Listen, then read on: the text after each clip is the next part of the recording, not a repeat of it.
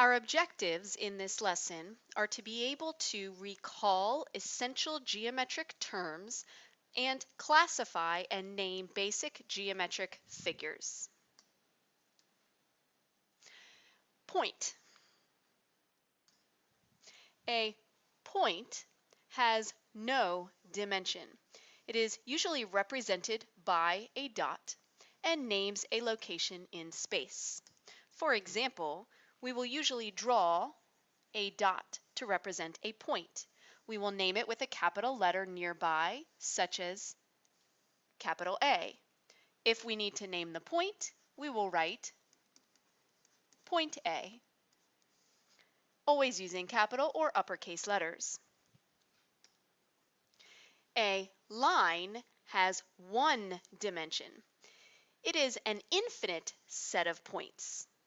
So if we take point next to point, next to point, next to point, next to point, and we keep doing this an infinite amount of times, it's going to eventually be what you're used to seeing as a line, represented with two arrowheads, because the arrowheads mean that it extends without end, never ends. We can name this line with a lowercase letter right next to the line, such as lowercase l, usually written in cursive script.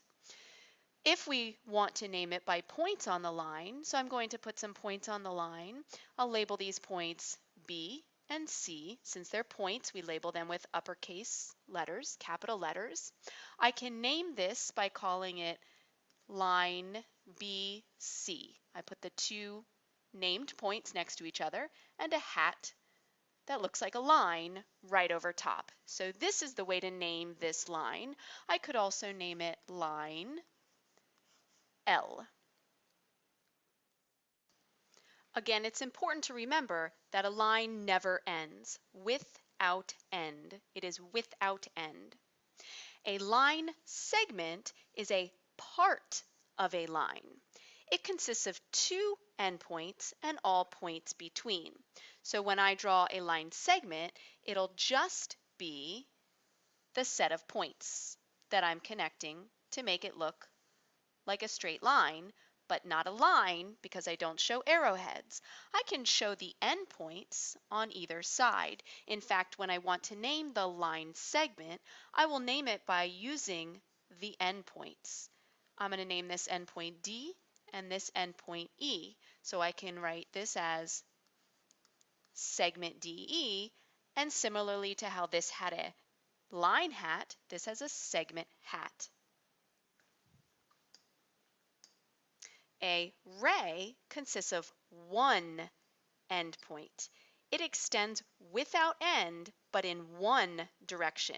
Without end in one direction. So that's going to look like this, but an arrowhead on one side.